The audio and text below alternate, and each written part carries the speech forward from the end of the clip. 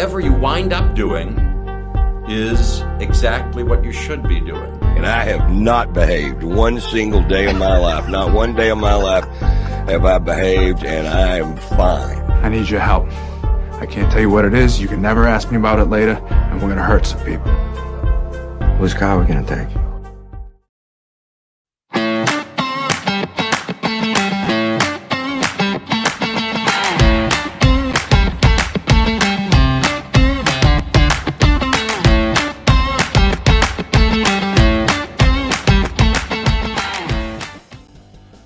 Good morning, and thanks for joining us on the Nikki Medoro Show live on YouTube. I hope your morning is starting off well.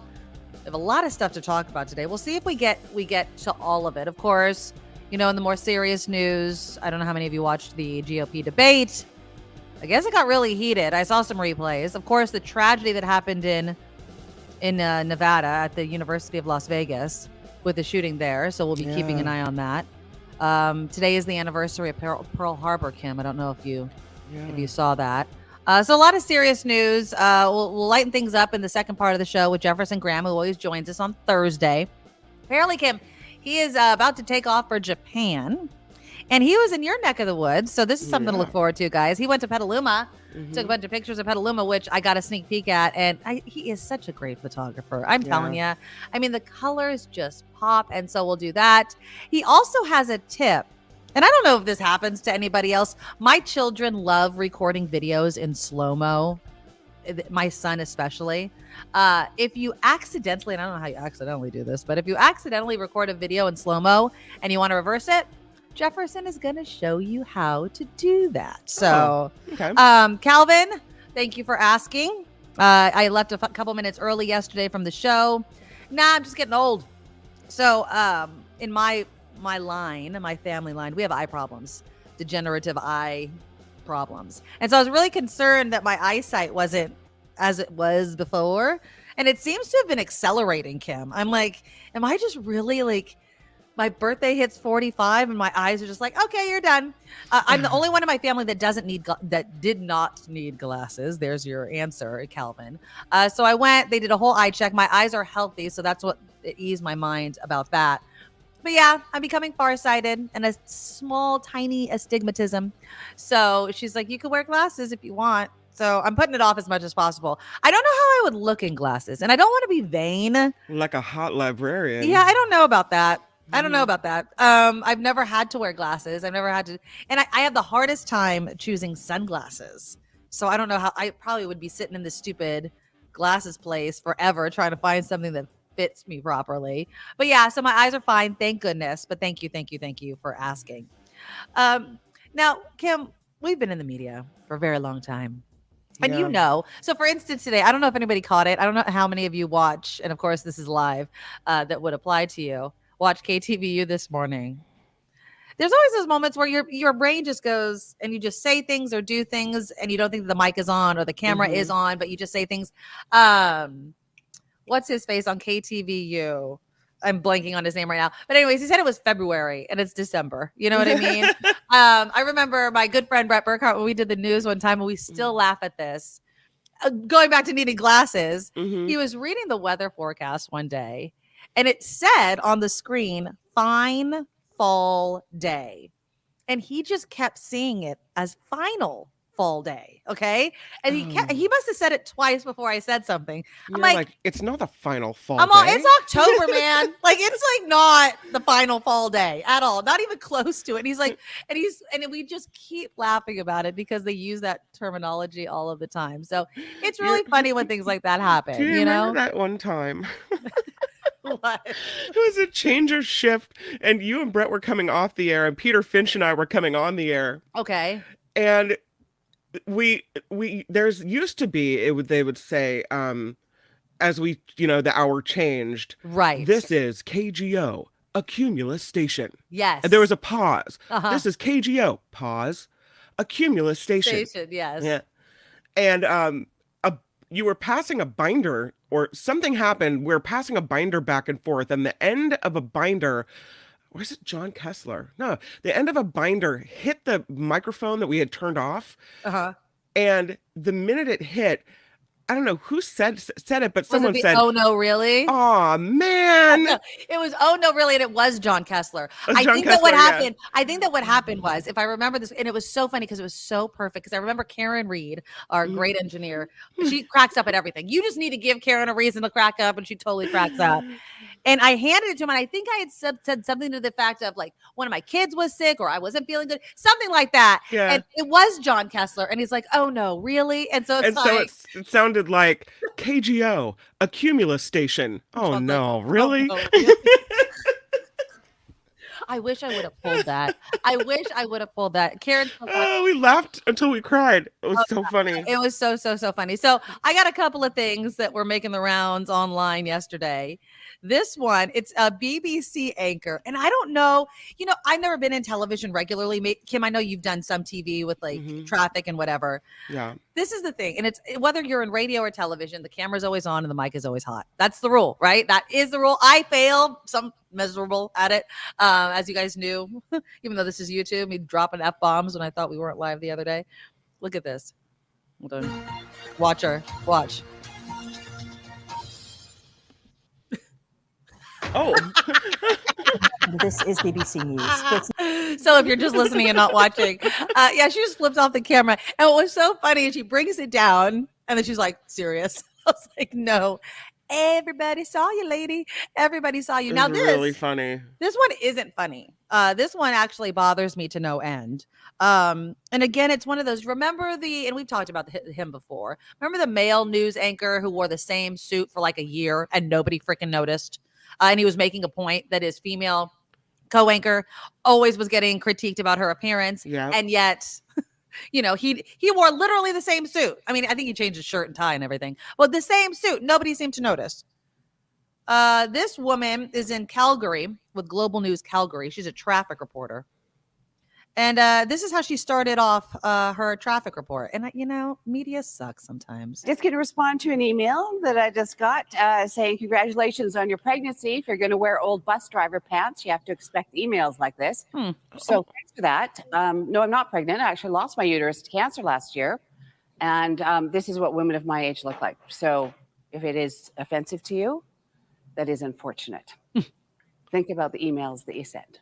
And it's just like, ouch. I love that she called him out or her out. I'm assuming it's a man. I shouldn't assume it's a man because sometimes, very disappointingly, it can be women that are more, they critique women way harsher sometimes than men do.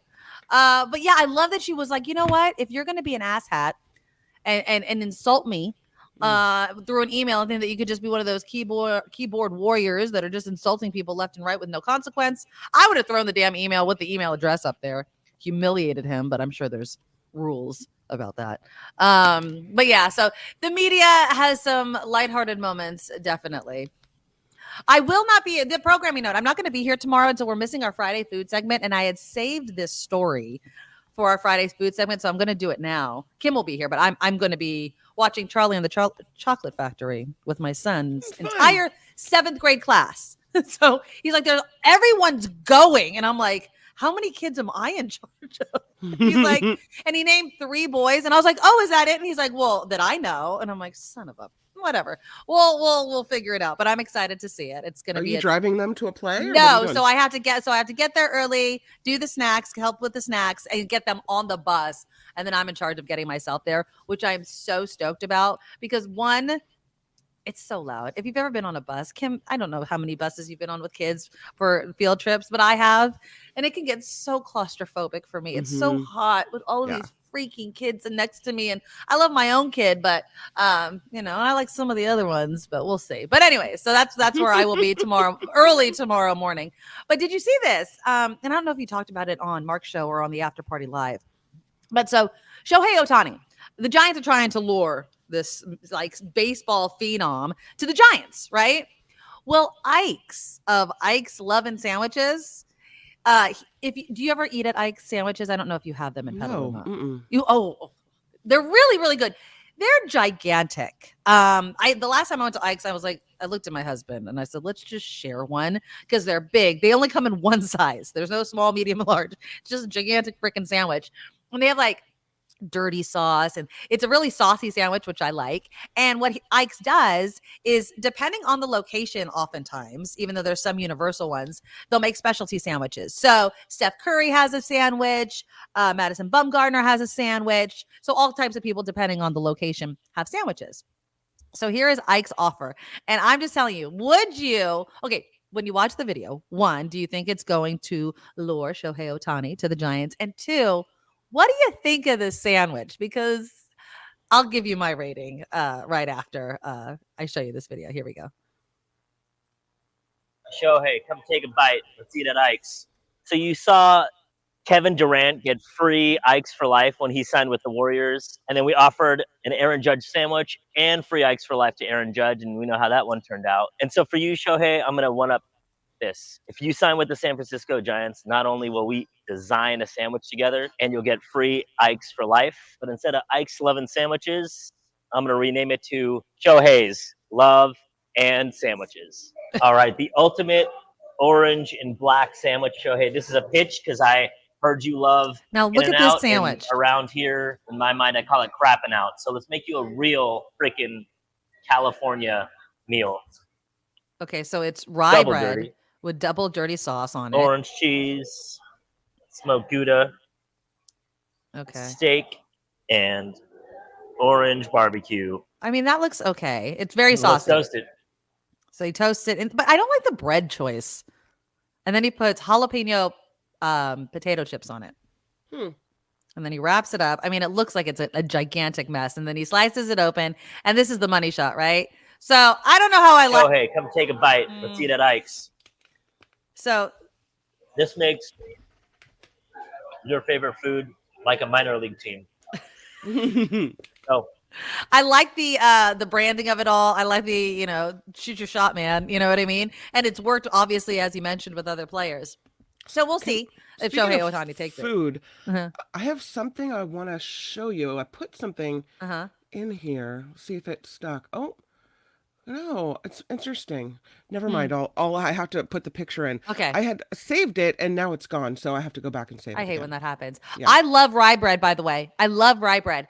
I just feel like if I'm going to have a steak sandwich, I need a roll. I need something more.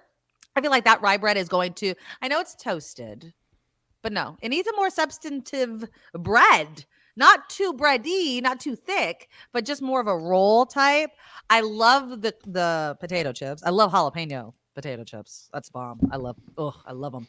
But if you're the person that has the sandwich named after you, don't you want to help design it? Well, that's what he said. He's like, we'll help design it, but this was this guy's kind of offer. Like, this is an idea that I have. You say you like In-N-Out. Apparently, he does not like In-N-Out. But I don't know. I mean, I like the steak. I like the orange sauce. I like the dirty sauce. I just don't like the bread. He needs to work with the bread. And the people that were writing this with the San Francisco Standard, they tried out the sandwich. They say, as soon as your teeth crunch through the potato chips, you taste the saltiness of the steak and the brown sugar in the barbecue sauce. The sauce's smokiness is complemented by the smoked taste of the Gouda and rounded out by the umami cheddar cheese.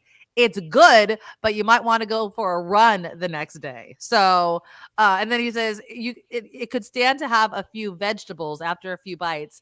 I felt like I needed to take a shower. So maybe a little bit of crunch. You know what I mean? Like sometimes you want that lettuce or that freshness, that cold crispiness. So yeah. So we'll see. I think that, it's a good sell. Putting Shohei's name on the Shohei's name on the restaurant. And I think it's just that one specific location. But anyways, if you want to try this sandwich, you can go to San Leandro's new Ike's location this Saturday.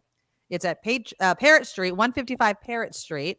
The grand opening is from 10 a.m. to 9 p.m. on Saturday. Ike himself will be there with enough ingredients for 100 of Shohei's sandwich. And the price, only $9, $8.98. So I love Dutch Crunch too. Yeah, that's really, really good. See, Ricky, when you're saying too many flavors, are you saying too many options of sandwiches at Ike's? Because that's what I get kind of lost in. If you walk in there, it's on this blackboard. It seems like it's all written on there or something, all the different options. And it's really, really hard to make a decision. I think I like I think I like the Bumgardner.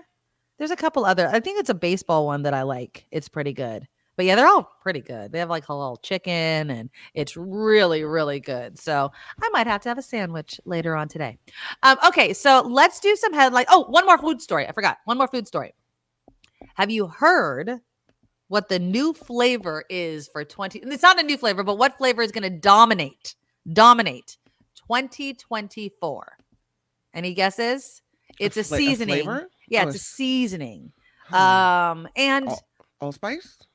Ooh, good guess. Not allspice. McCormick and Company has put out what they believe is going to be the flavor of the year. Any guesses? Not turmeric, not paprika, although I love paprika. Not cumin. No, not Scott, not effing pumpkin. It's not that. Salty. Oh, yeah, no, not salt. Adobo, that's a good guess. No, Flo, it's not adobo. It's not curry. Not saffron. Although it's kind of like you guys are kind of in this like kind of realm. Not anise, which is a licorice flavor that I don't particularly care for, but that's just me. Maybe I haven't had it made in something that I like. The flavor of the year is going to be tamarind. Tamarind comes from a tree. Now, all I think of tamarind is tamarind candy. You know, that's the only thing I've ever seen it in. I don't know foods that I've eaten. Maybe I have that have tamarind in it. It commonly grows throughout Africa, Mexico, Asia, and India.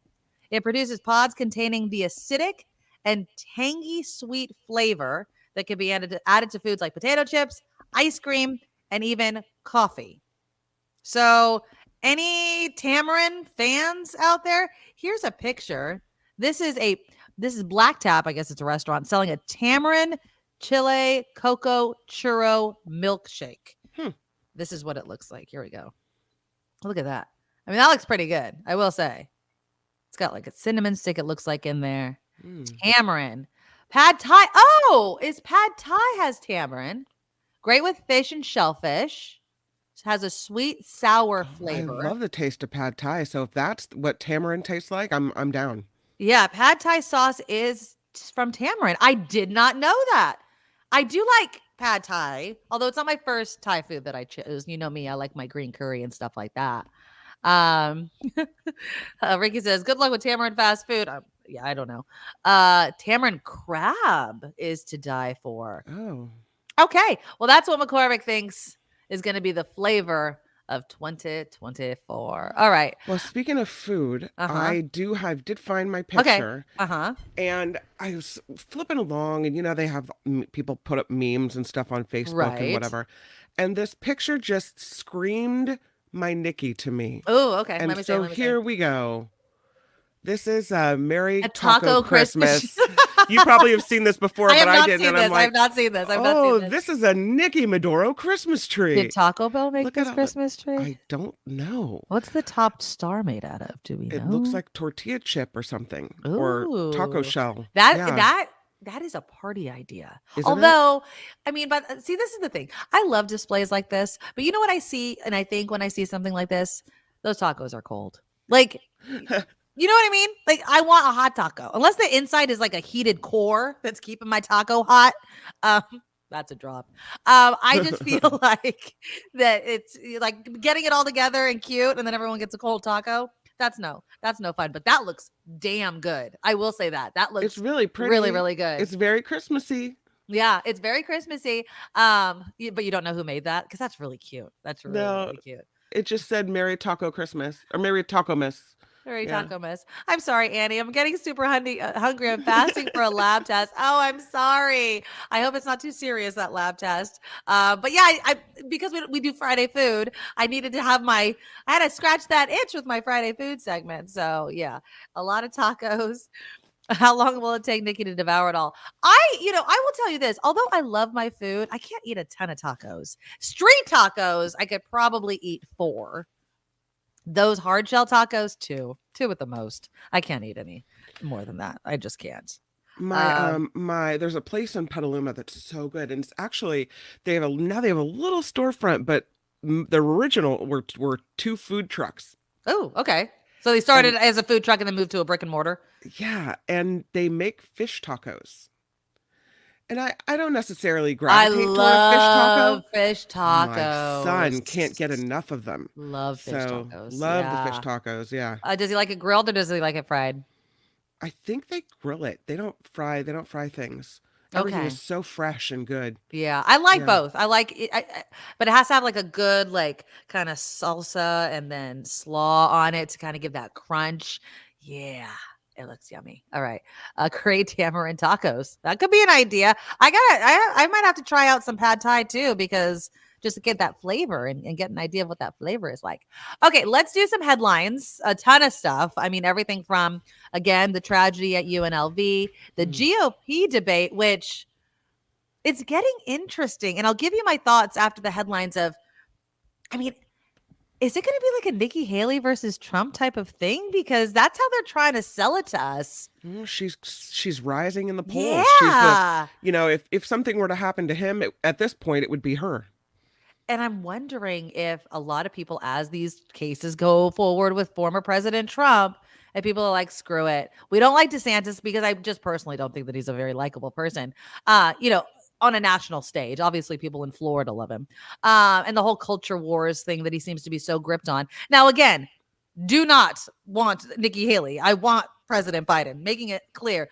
But I would take pretty much almost anybody versus former President Trump. The precedent it sets for him being president a second time is frightening. But anyways, we'll talk about all of that, plus Jefferson Graham coming up in the second hour of the show. Let's get some business first out of the way. Please, you guys, click the thumbs up button. Every single show, whether you're watching live right now or on replay, please click it. Thank you to those who donate to our super chat every single day. Steven, thank you for the $5 super sticker. We really do appreciate it. I know a lot of you are budgeting for Christmas and the holidays. If you want to donate to our Patreon one time a month, we would so appreciate it. This is crowdfunded, and if we don't have the crowdfunding it, we don't really have a show to continue. So please sign up to be a Medorable. That's what we call them. All of our Patreon and everybody that's on the show every day. But the Patreon subscribers are official Medorables. So just go to the NikkiMedoroShow.com, sign up for our Patreon, and please, if it could be $1 a day, that would be perfect. It's one time a month donation, and we really appreciate it. Also, go to PayPal, paypal.com, hit the send button, and the email to send us money is the NikkiMedoroShow@gmail.com. There's the merch shop, which is on your screen, the Nikki Medoro shop. All of these links, including the links to my favorite things, are in the show notes right underneath the description of every day's show. So you can easily find it there and click from there. Okay, so let's do some headlines, and then we will talk all about politics right after Kim's news.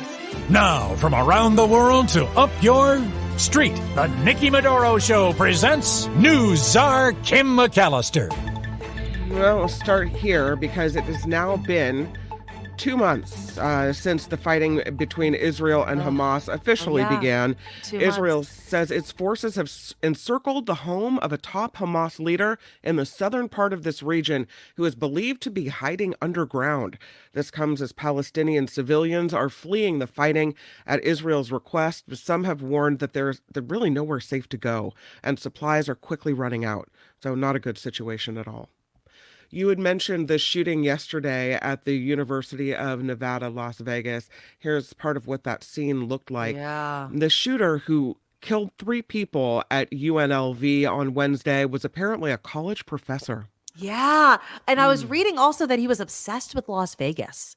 Like he was a college professor, and then students write reviews about their teachers, and some people said they loved him. Another person said he was eccentric and would not stop talking about Las Vegas. So obviously he was out of his mind, but absolutely out of his mind. Law enforcement sources say the suspect was a 67-year-old career college professor who had unsuccessfully applied for a job at the school. The shooting started shortly before noon yesterday on the 4th floor of the UNLV Business School building. Again, 3 people died, and the shooter now under arrest. I thought the shooter's not dead. I thought the shooter was dead. Is he not dead? I thought he was dead. I'm sure you'll look that up. But yeah, I think that, again, I do believe, and I will say this, I do believe that we're becoming desensitized to these sorts of things. Not that we don't care, right? But I mean, this would have been wall-to-wall coverage. 3 people, especially in Las Vegas, the site of the largest mass shooting in modern U.S. history. 58 people were killed at that country concert so many years ago. He did die in a shootout with police. Okay, yeah, that's what I thought. I thought he was dead. 3 people died, a 4th critically wounded. Okay, and then the gunman dies in a shootout with police. That's correct. My apologies. I don't again, I never understand anybody that wants to kill innocent people. I really, really don't. But it shocked me. I was watching Survivor last night with my husband, and I'm always prepping for the show, right? I'm looking at my news alerts, and then all of a sudden it said a professor. And I showed James, I was like, it was a teacher. Like you have this mental image of either a student or somebody younger. I'm like, a 60-something-year-old teacher? What the hell? And somebody that loved teaching, from everything that I was reading this morning in this one article from NBC, loved teaching, loved it. Teachers, students liked him. So I don't know what happened, but there was obviously some mental break. And obviously our hearts go out to everybody impacted. Yeah, just apparently had applied for a job at the school, was turned down, and that was enough to touch off this anger. It's awful. Man. And he was in his 60s. I mean, and he had tenure. Like, this is the thing that I don't like. There are so many things I can understand. Desperate for a job. He had tenure. Okay, so you didn't get a job. You're 60. What would you say? 67 years old. I mean, you should have some retirement. I don't get it. I really don't get it. It doesn't make any sense to me. It will never make sense to me. There's a story that you and I have been following. I know that we had talked about it off the air before, but now we have more details. This is a Texas woman, not this woman, but a Texas woman. I was going to talk with you about this. Yes. Yeah, she's challenging the state's near total abortion ban, and she has now won a temporary restraining order that could allow her to end her pregnancy. Her name is Kate Cox. Her pregnancy has a severe anomaly, and it could prevent her from having children in the future. The judge said the idea that Cox wants to be a parent and the law might actually cause her to lose that ability is shocking and would be a genuine miscarriage of justice. Her unborn fetus has been diagnosed with trisomy 18. It's this horrible disease, apparently, that in most cases, almost all cases, 95% of cases I was reading, the baby doesn't survive for more it's stillborn, or if it's born, it lasts like a day, maybe. Right, in something horrible like that. pain. And because of the laws there, her doctor says, we need to get a court order in order for you to have this abortion. Of course, if it was me, I'm thinking, well, come to California. But then anybody who helps her, anybody who comes with her, and then they have to go back to Texas. At this point, I'm packing my stuff. I'm moving to California if I'm her. Well, this is the thing. This obviously it's a horrific situation to find yourself in. It's frightening that your fertility, because you want to have children, right? It could be at risk. But here's the thing. This is not an effective way to handle healthcare in America. You're telling me that every single this is why blanket laws surrounding abortion and reproductive rights don't work. You should not have the government in the doctor's office with you. And that's basically what this case is. The doctor has told me something. My family and I have talked about it. Those are the people that make the decision. The doctor's hands are tied because he doesn't want to get arrested, or she doesn't want to get arrested and face charges for it.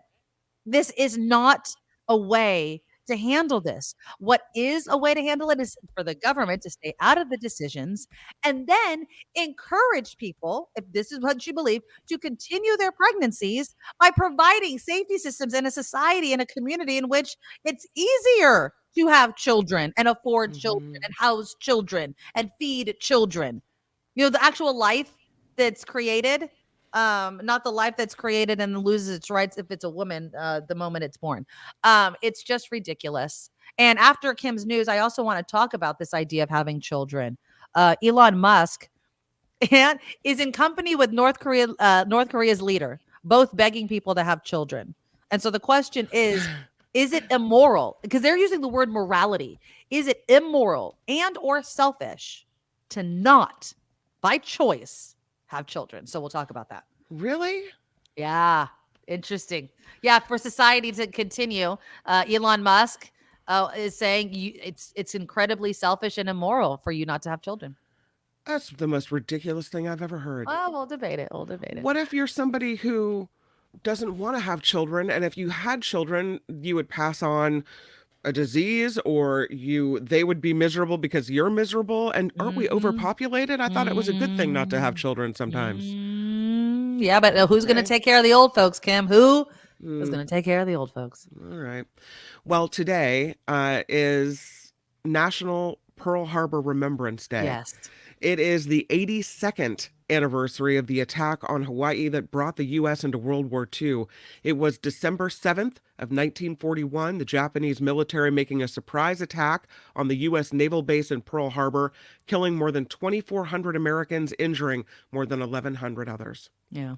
That's crazy. The House is censuring a congressperson. You remember that situation where there was and there's even a video of it, where a congressperson pulled the fire alarm? Oh, yeah. Yeah.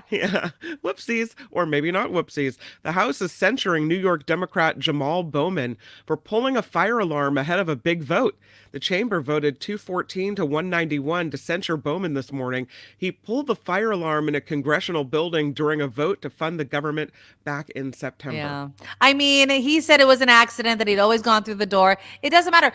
I'm fine with this. I'm absolutely fine. There needs to be consequences for actions. That's all many of us are saying. It's just consequence for actions. If you did it, I mean, does it rise to being expelled? No. But there needs to be on record. Like, you cannot do that. So, yeah, I'm fine with that. Yeah, you can't do that. And I don't think so either. And again, that's the difference between Democrats and some people of the Republican Party, is that, we will call out our own and say, listen, can't do stuff like this. And, you deserve what's coming to you. Exactly. So, protect people like that. Today is also the Jewish holiday known as the Festival of Lights. We were talking about this yesterday, and just to kind of carry it through, this does begin at sunset this evening.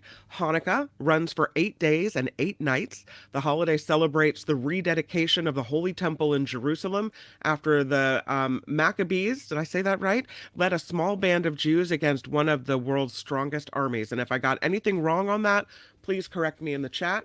Hopefully that's right. Okay, so you're talking about the spice of the year, the taste of the year. Well, now apparently there's a color of 2024 coming. Is this the Pantone or whatever color of the year? Okay, so what is it? The Pantone Color Institute is revealing the color it thinks will define 2024. Okay. I mean... Let's see if I'll look good in it. Let's see. I never really dictate my life over these sorts of things, but our color for 2024 is, with a big drum roll, Hanukkah. Peach fuzz. Peach fuzz. What do you mean peach fuzz? Peach fuzz is not a color. Yeah, it's been chosen as the 2024 color of the year. Peach fuzz, the hue described by Pantone as a velvety, gentle peach whose all-embracing spirit enriches mind, body, and soul. Don't give me a break. They've jumped fuzz. the shark. They've jumped the shark on this. No. Do I look good in peach? Well, not like more of the peachy color, not the yellowy color right there. I do like a peach color when I'm tan. Winter months, it's not really a peach kind of thing. But when we're talking about peach, the fruit, Kim, do you like a soft peach or a hard peach? I am not really I like peach flavored, but I don't necessarily like the texture of peach. They're a little too gooey for me. Yeah, that's why I like a firmer peach. I don't like I like, if I had to decide, no, they're two different fruits, a peach or a nectarine. I prefer a firm nectarine. But I do like peaches, but they have to be firmer. If they're too mushy, I don't like it. It's a texture thing. I don't want to taste the fuzz on the outside of my fruit either. Like if it's hairy, I don't think that's good. Peaches are hairy. Yeah. So you don't like that. No offense to our Harry here in the chat.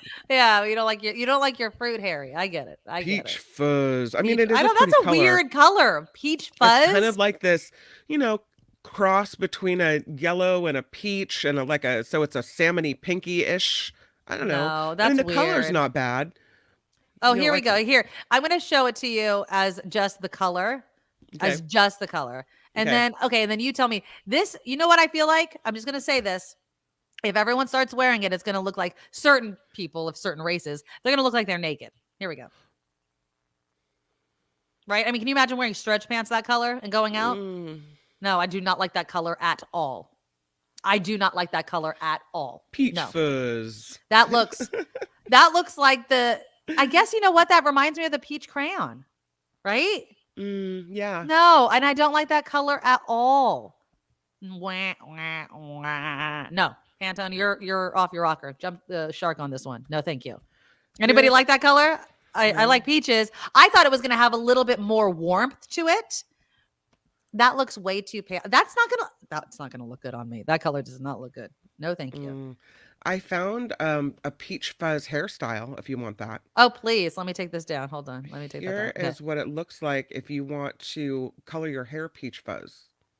You know, on that chick, it looks good. It would not look good on me. But see, there's a little more pink in it. I get it. But still, no. As a color for clothing, maybe for a bathroom wall. You know what I mean? But like, other than that, it just looks, I like the hair. Yeah, I agree, Donald. I like the hair color too on that woman. But no. So we have 2024 bringing us tamarind and peach fuzz. And peach fuzz, which is interesting. Kind of, yeah. All right. Okay. You know, I'm not one to go with these trends. I'm a trendsetter. I don't follow trends. So we'll see. I don't like this report is crowdfunded, which means we do rely on you. Yes. Thank you so much for all that you do to help with the show and support the show and spending your mornings with us. That really just gives me the kick in the heart every day. Yes, it gets me out of bed in the morning, doesn't it, really Kim? Does. It does. Yes, it does, Nikki Yes, Medoro. it does. But if you do want to support the show financially, please check out the website. It's the NikkiMedoroShow.com. Medoro, Medoro, Medoroshow.com, and you'll find us there, and you'll find all the links to click through there as well. I'm Kim McAllister. This is the Nikki Medoro Show. Do people text you and say they spelled my name wrong? Is that why you emphasize the meh in it? You know, people text me and they don't even realize they're spelling it wrong, or they email and they'll say, I was watching the Nikki, and the common way they misspell it is Maduro, Maduro. Maduro. I get Midori a lot. Like Midori. Like a Midori sour? Yeah, exactly. I get all kinds of Cocktails. stuff. You know, it's right on the screen right there, but I get it. It's A-okay. Just as long as you find us here, you're in good company. All right, let's go over a little bit. So did you watch any of the debate? I did. You did? Mm-hmm, I did. You just watch it on replay, though. You didn't watch it live. I watched the highlights. Okay, yeah. So I watched the highlights, too. What'd you think? Well, who do you think won? I was reading, you know, they technically say, oh, the person that speaks for the most time is the one that wins. I don't believe that. No. And that was Vivek Ramaswamy, who apparently commandeered the mic for about 22 minutes. Yeah. But it was very clear that because Nikki Haley is rising in the polls, she was the one to go after. And so I don't know. I mean, you know, did you see that Chris Christie got booed a lot every time he said something? Yeah, but I about feel like Trump? I think that's why The audience was like, mm-mm. And he defended Nikki Haley. He that was nice. He said that Vivek Ramaswamy is like a blowhard within 20 seconds of being on the stage, and he is. Yeah. He also came to Nikki Haley's defense when he was saying that. I do think that Nikki Haley and the sparring between her and Ron DeSantis doesn't help either of them very much. It's hard to be, this is what I gathered from the debate. It's hard to be an adult in the room. It really is. Because if you just sit there and you're like, I just want to talk about the issues, you're never going to get the microphone because people are screaming and yelling over each other all of the time.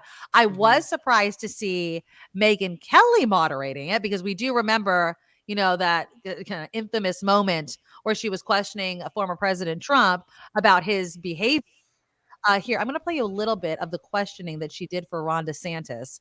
I'm not really going to play the question. You tell me, was this a fair question? Again, was this fair? Because where's the she asks a question, but I don't think it's a valid question, especially when we're trying to decide who's president. So here we go.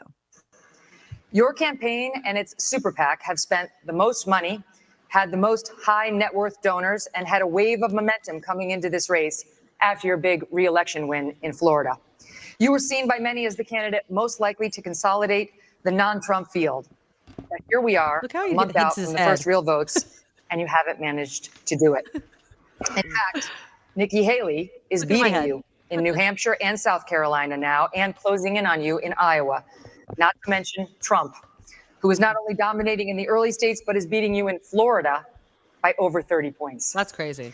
Is it fair to say, as Senator Tim Scott did when he dropped out, that voters are telling you not no, but not now? So we have a great idea in America. All right. So, and then he answers, and I don't want to play the answer. Was that a fair question, though? I mean, obviously, you could ask that question to all of them, right? Yeah. Like, you're nowhere close to Trump. Why are you staying in this race? And I would say because he wants to, because he's probably all of them are hoping that Trump isn't able to run. Hold on. I have to cough real quickly. Yeah, I would say that, I mean, I know that Gavin Newsom tried to ding DeSantis on that, but I tend to think that the whole point of the debate, technically, is to have the candidates whom people may or may not, have a lot of knowledge of, or may want to see more information on, be presented and present their ideas. So that's why they're there, is to gather more votes, right? To gather more attention.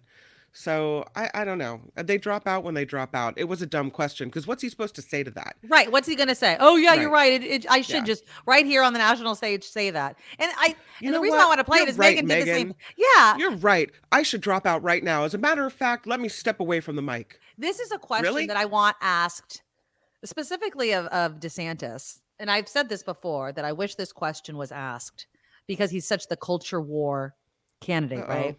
School's calling. Oh, go ahead. Go ahead. Be right back. This is the question that I really want asked. And I wish that Megyn Kelly would look at Ron DeSantis and say this. You have come out, because he mentions in his response, transgender people in sports and those sorts of things. I would say something like this. Florida has, and I'd have the percentage, Florida and the nation has this percentage of people that either identify as LGBTQ or are related or are married to someone within the LGBTQ community. What is your response, since they're Americans? I apologize. I have to cough. Boy, between you and me, you're muted again. Between you and me, that's crazy. At the school called, they said your son is marked absent. To my knowledge, he's at school, so we'll see how that goes. Vilma writing, DeSantis always rocks his head side to side or smirks when he gets a question he doesn't like. You kind of get to know them and their mannerisms. And it's funny how, you might even agree with someone on the issues, but if they have something about them that annoys you, how that can just push you away from wanting to vote, or how if you didn't like them before, how it can make you really not like them afterward, right? Mr. 54, good morning, says moderators are actors in the breath of they get questions to ask, poke and probe, answers, but also ratings. So that's interesting. Yeah. I am so sorry. I am like No having worries. an You attack okay? right now. Yeah, no, sorry. I would have Okay. shoved that down if I could have, but I had to remove myself from the screen. Let's see if they found my son. I'll be right back. Yeah, go ahead. So I apologize. So, and I'm glad that she was bringing up the response to the debate. But again, my problem with the culture war is you're targeting Americans. My question to DeSantis is, what is your message to the LGBTQ community that live in Florida or live anywhere in America? What is your message to them? And I would leave it as open-ended as that, because I would want him to say what he says when he's not directly talking to them. You're obviously not going to be represented by me. I don't care about you. I don't care what you're going through. I don't care about how you live or how your family is. I don't care about any of that. I am not the president for you. And that's my problem with this, is these are Americans. Yeah. These are American citizens that vote. So are you saying you don't want their vote? That is a question I wish in some way, shape, or form would be placed before DeSantis and others, and saying, look, how can you say you want to be president of the United States when you know this large percentage of people either are part of the LGBTQ community or are related to them? I mean, How far do you have to throw a rock before you hit somebody they care about that's part of the LGBTQ community? Not far.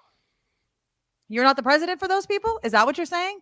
So that's why I just hate the culture war. If you're those people, this is not going to be good for you. If that's the person who's selected, yes, then you're at risk.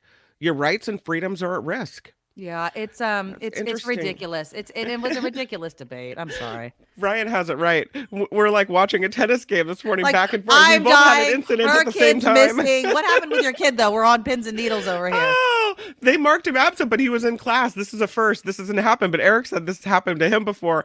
I had a teacher mistake my son for another kid and was marked absent once. They rectified it. So yeah, when I see that number flash up, I think, he's sick in the office or something happened. So I always want to answer it right away. I'm sorry that it came at the same time as you were coughing. So we tried to have each other's back in that moment. Yeah, I'm trying to get over this cold, so I apologize. I said, I think he's at school. And she said, okay, well, let me check and call you back. This is the front office calling. Right. And so I guess they called the classroom and the teacher's like, no, he's here. So she must have, teacher error. Maybe she just marked him absent. Happens. Yeah. Clicked the wrong box. I don't know. It he's happens fine. all the time. All is well. That ends Every well. single time my kid's school would call, I was almost to work in San Francisco. And I swear to God, I would look at my phone and I'm like, son of a bitch. And I'd answer it and I'd be like, and I couldn't go, right? And this again is why I love doing this show here and having the flexibility, because these kids always need something. And I'd have to call my parents, and they were younger back then. Like, go get the kids. It sucks, Lori says it happens all the time. The teacher clicks the wrong box in the computer by mistake. It hasn't happened to me before. I've never had them call. And I would imagine it's a simple error and easily rectified. Yeah. But it's always disconcerting when they're like, well, if I don't have them, exactly. and you don't have them, who has them? He's fine. I wonder what kid is going to be able to play hooky, though, because they clicked the wrong box. You know what I mean? Like, okay, I didn't even get an absence today. All right, let me go to Vilma's comment, though, about what I was asking. She says, DeSantis's message to the LGBTQ community in Florida and in the country is, quote, I don't like you and I want you gone. Yep. At least it seems like it. Exactly. But to put him on the national stage and be like, what do you say to Americans who are part of the LGBTQ community? And don't elaborate. You know what I mean? Don't elaborate. Say it. Say it to them, because I feel like if they were put on, on notice of this is who you're talking to, American citizens that deserve the same constitutional rights and respect that everybody else does, and I understand, when we talk about transgender sports and things like that, there is nuance and cases where we should make rules, but I don't know. You're going to have to go again. Sorry. The Louise writes, I wish that they would ask them anything they're in favor of, not LGBTQ, not women. What would they say? Oh, I'm in favor of family values, and I'm in favor of everybody having a job, and I'm in favor of a prosperous economy. I don't know what they would say, but I would agree with Nikki that if you're going to be the president, you're going to be the president of everyone. And that means you have to think about other people and the way they live besides you and your little bubble. And that's the scary part about someone like DeSantis and other candidates on that stage as well. I mean, Vivek Ramaswamy, I'll tell you. I was thinking, I know we're talking about LGBTQ plus rights, but I was thinking that some of the criticism or the ways in which Nikki Haley was being attacked was pretty sexist as well. I think Vivek Ramaswamy tried to be clever. And, I guess, I don't know if it's more accepted to be degrading to women if you're a conservative, but it wasn't to me watching it back. He said, she's just a Dick Cheney in 3-inch heels. And she tried to take that and change it and say, actually, they're 5-inch heels, right? And kind of own it and say, I like high heels. They're a weapon type of thing, and make it into a strong point. But when you call out somebody for their looks, for wearing, I think they also brought up, oh, she's just a Cheney in lipstick or a Cheney in high heels. So you're calling out makeup and high heels, things that are traditionally, women would use, not always, but sometimes. Right. That was a kind of a sexist argument. Like, that's the best you can do. That's your criticism of her. Exactly. I mean, I just feel like there is so much allowed discrimination, if that makes sense, right? It's like, why is that okay to say in 2023 about people? Cheers. I'm taking some medicine so I can hopefully look at you maintain this freaking show. It's all right. I got your back. That is the worst tasting medicine ever. Oh, don't you hate Oh that? God, I hate it. Okay.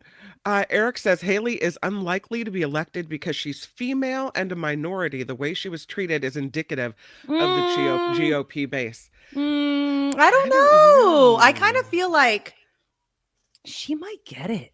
I mean, it's way early. I know we're talking like fourth GOP debate.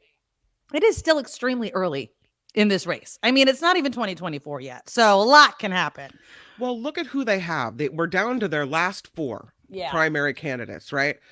Let's just assume that something happens to Trump in that he ends up in jail. Or he ends up as a felon whose rights to vote are taken away, and somehow he's ruled ineligible to be on the ballot. Something happens where he can't run. Let's go there for a moment. Yeah. Who do they have left? Yeah. They got Ramaswamy. That's a no-go. That's a no-go. And I mean, you want to talk, if we're going to talk about discriminating against people, no, he's not going to happen. Unacceptable. Middle America, no. They've got Chris Christie, who we all know just joined to kind of stick it to Trump, right? Exactly. We've got Nikki Haley, who at this point, the conservative voters seem to like the most. And who else? Who was the fourth?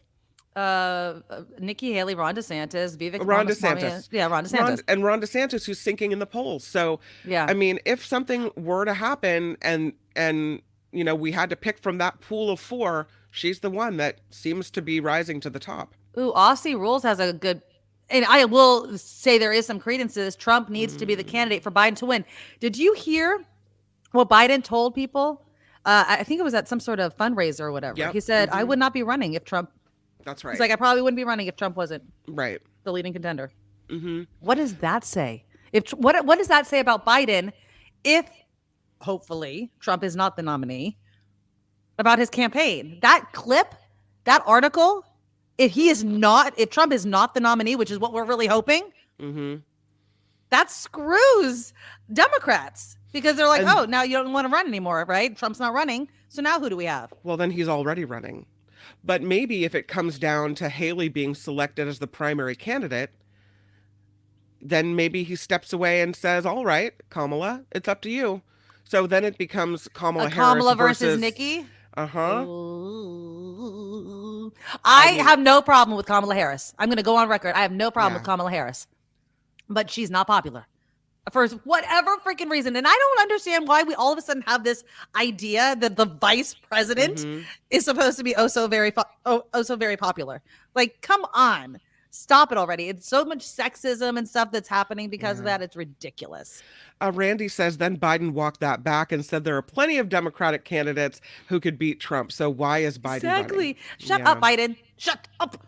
And Randy also thinks Kamala has no chance to be president. I don't know, Randy. Here's what I'm thinking about this. So if you have a matchup, a hypothetical matchup, and it's Kamala Harris versus Nikki Haley in 2024, women have seen their rights eroded. And I have to think that, like we saw recently in the elections in Ohio, right? Women will come out, and it doesn't matter if Kamala Harris might be considered to be a little too uptight, or if you don't like the way she giggles, or if whatever, or some if stupid reason a story comes out that she's a total B to her staff members. Whatever it is, our rights are more important than that. Yeah, exactly. So I'm thinking this time around, even if Nikki Haley is smart and personable, if you've seen her position on women's reproductive rights, no. Yeah, exactly. That's a no-go. I mean, remember, she thought that transgender sports was the woman's issue of our time. No. Seriously? No. Seriously? Now, I'm not knocking Title IX, but reproductive freedom for every single woman in this country, I think just edges it up a lot. Now, who would be her VP? If you had to choose a vice presidential candidate to go with Kamala Harris in this imaginary world that we're living in right now, who would you choose?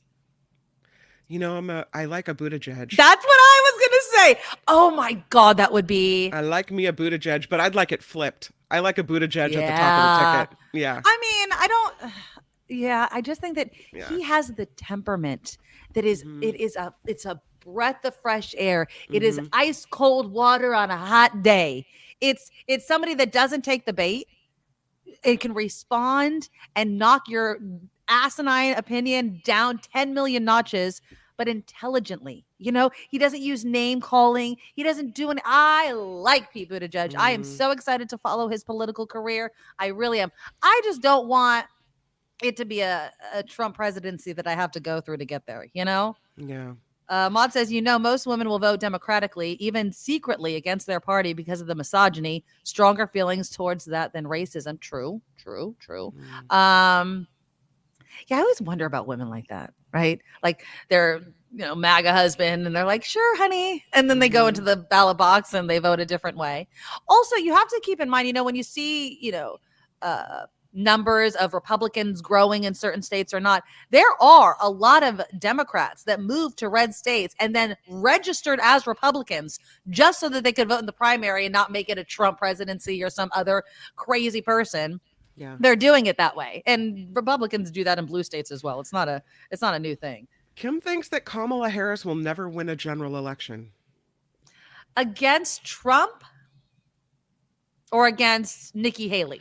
Well, when she writes this, will never win a general election, I think that means against anybody. I mean, I wouldn't, underestimate Kamala Harris. She has a long political history. People didn't like her when she was in California, right? I mean, a lot of people, not Californians, but around the country didn't like her. And I know that she wasn't technically elected vice president. Biden made her the running mate. So, but I don't know. The way it's politically done, Sam writes Gavin Newsom, but the way it's politically done, Sam, you can't have two candidates from California. No, I do not think in any way, shape, or form. So it's one or the other, right? And who would you rather have? That's a hard one. I mean... Yeah. Who do you... I mean, if you had to choose right now, and there's a ballot in front of you, and it's Gavin Newsom or Kamala Harris, who do you choose?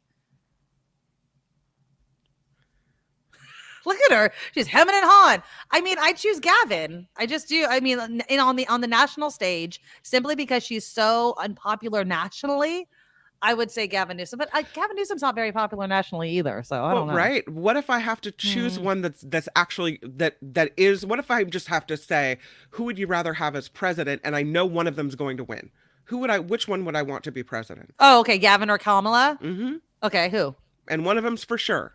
This is why I'm hemming and hawing over here, because I like Gavin Newsom. However, I don't like what he's done with PG&E in California.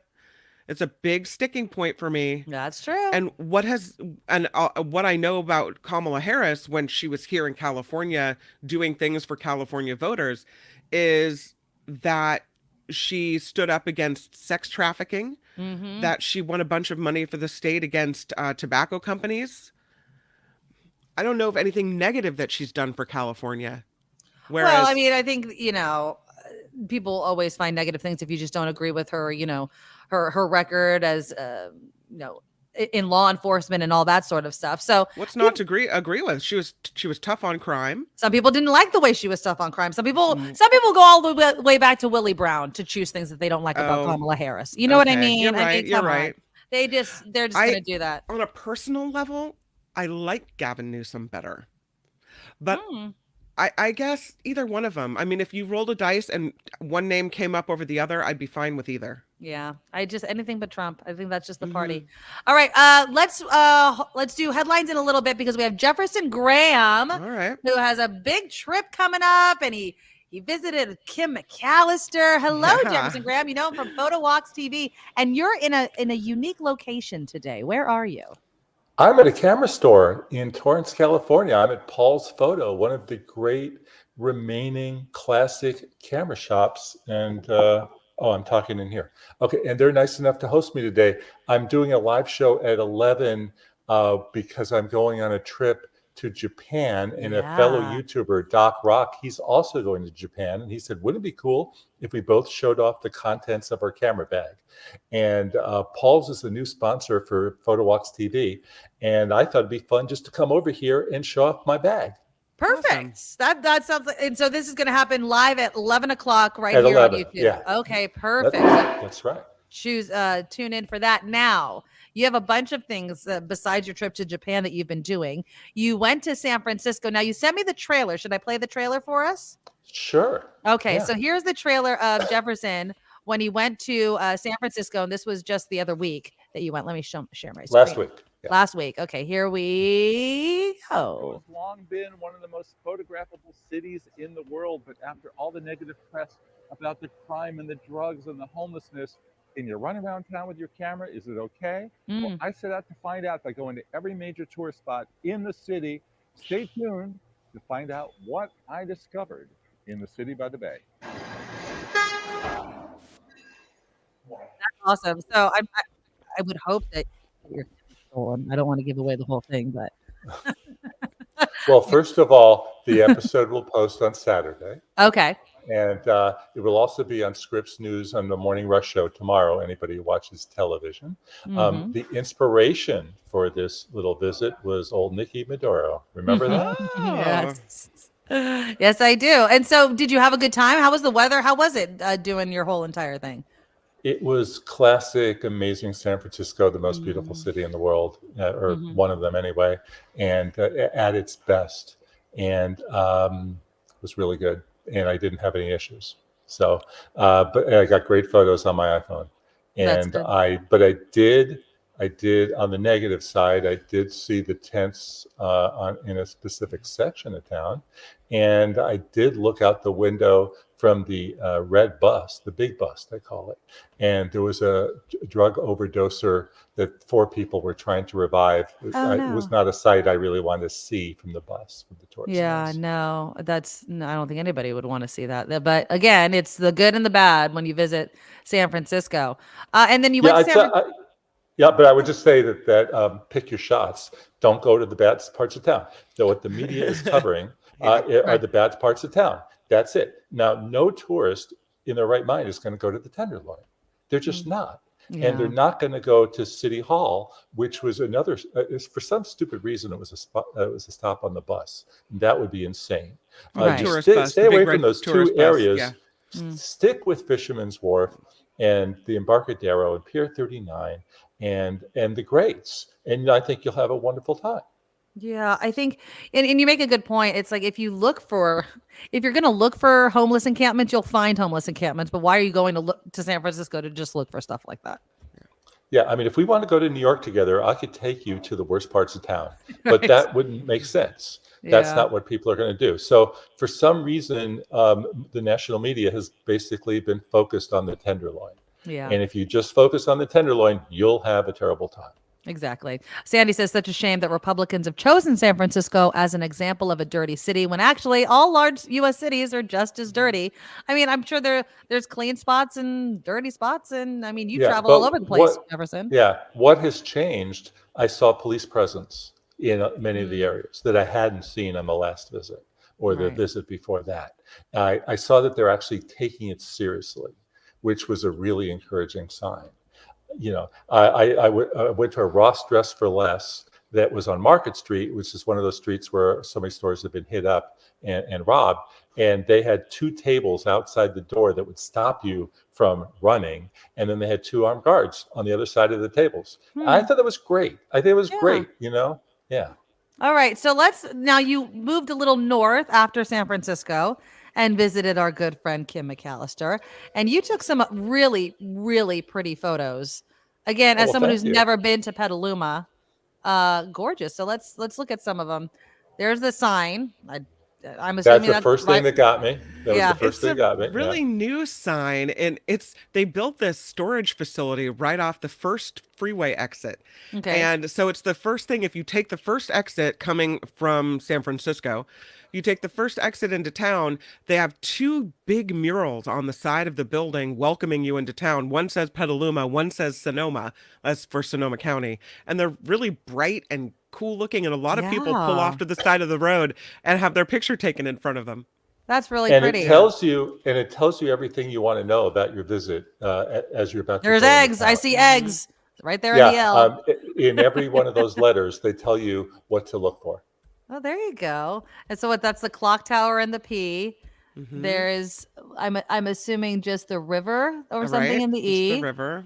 And what's that? The courthouse in the T? It looks something It's like I that. think it's a vintage antique bank Okay, and then what's in in the town. A?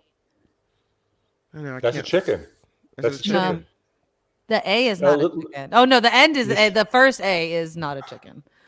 Petaluma. Oh, I'm sorry. I was looking at the last A. Then there's eggs, and there's something else Oh, pretty. the A is the old McNear's building. The L Okay. is the eggs. The U is another. Oh, the T was a Victorian home. Oh, The okay. U is the vintage bank building. The M is an old mill in town, Okay. and then the A is a chick. Okay, there we go. Mhm. All right, that's pretty. That's a really, Yeah. really pretty one. Okay, let's see. This is the next photo. Do you know that street, Kim? Yeah, that looks to be Kentucky Street to me. Yep, I see. Mm-hmm. That's Historic Kentucky district. Street. Actually, it's western. That's western in between Kentucky and Petaluma Boulevard, and you can see the clock tower on the corner. That's the Mhm. old Masonic building, and this is the cute downtown with all the old kind of the Victorian architecture. There's a lot of Does it get good business? I always like when I drive Yeah. through small towns that have these kind of, old timey looks to them. I said, do Mhm. people really buy stuff enough? I know walking around and checking them out, but Yeah. buy stuff enough to maintain it. We have a thriving downtown in Petaluma and a huge push to keep buying, to keep things local. Right. And there's always something going on there, some type of festival, some type of weekend, food festival or event happening. So yeah, there are a couple vacant storefronts, but for the most part, I don't know, Jefferson, when you were walking around downtown Petaluma, did you see a lot of people hanging out, walking around? We were there was it a Thursday or a Wednesday? Mhm. We were there on a Wednesday, and there were people. There were people in Yeah. the shops, but it was Wednesday afternoon at 2 p.m. It was like Yeah. Right. not Yeah. exactly prime time. But I didn't see were a lot of for rent signs. So that's a pretty good sign. Oh, I I saw see. Yeah, like stores. vacancies and stuff like that. Mhm. Okay, that's good. Yeah, that's definitely a good sign. Yeah. Let's see. And this is One of the That- many beautiful Victorians. Yeah. And Kim Okay. would know the building, but I couldn't tell you the building. Okay. It's pretty. I like all the color that's in Petaluma. Ooh, see, that's gorge. That's really, really pretty. I Yeah, love the fall. if he had turned around, he would have been standing right in front of the Petaluma River a little bit, and you In turn this Well, I around picture to did. right the here? river. Mhm. I did. Yeah. He keeps moving around, Kim. He knows his Mhm. the rules he sets. There's I some love of all the the- details on these buildings, Yeah, though. It's with some really of the pretty. gingerbread on the houses, and we have a lot of really pretty buildings. Now, not all of Petaluma is like this. That's it looks like the McNear building. The details on the Yeah. McNear building, really pretty. Yeah. But yeah, there are subdivisions. Like I live in a subdivision built in the 70s. The charm and character isn't as prevalent in my neighborhood, but just down the street it is. So Right. it's kind of a special place. This is one of the old mills. The old that is the Great Petaluma Mill. As a matter of fact, Yeah. it's been turned into shops, and there's a really cool wine tasting place in the Oh, so Great Mill it's now. a Mhm. non-working mill, but they just keep the sign on it. Yeah, And and I that was in front of it attracted is by the Petaluma River. Yeah. Yeah. And I was attracted by the reflection. Yeah, that's a really cool picture. And this Yeah. was all on Jefferson's iPhone, so keep that. That's right. That's right. Petaluma Pie Company, sweet Yeah. and savory. Look at that. Yeah. Ooh, I there's a believe the next pie. pic- Mm. Yeah. And I'm not a pie person, but that looks good. Yeah. That looks really good. And then this is the Petaluma River Bridge, I'm assuming, or Yeah. This is a pedestrian bridge okay. that connects kind of the west side, the old town, with one of the shopping centers on the other side. And there's a new, they call it the float, the Petaluma boat float, where you can walk across the bridge. And if you wanted to go rent a kayak or a paddle boat or, one of the ones with the pedals and the pedal Right, boat. the pedal boat. Yeah, Mhm. that you could walk across the bridge and do that. So yeah. Fun. See, I don't even have to go to Petaluma. Jefferson Graham is I taking like us there. I like when you can find an address that's 133 and a half. Yeah. Yeah. And a half. It's like me talking And a about my height. It's just give me that half inch, please. Oh, the library. That is the That's a old nice shot. library, which is now turned into the Petaluma History Museum, and it's Oh. really cool to walk through. That's cool. Yeah.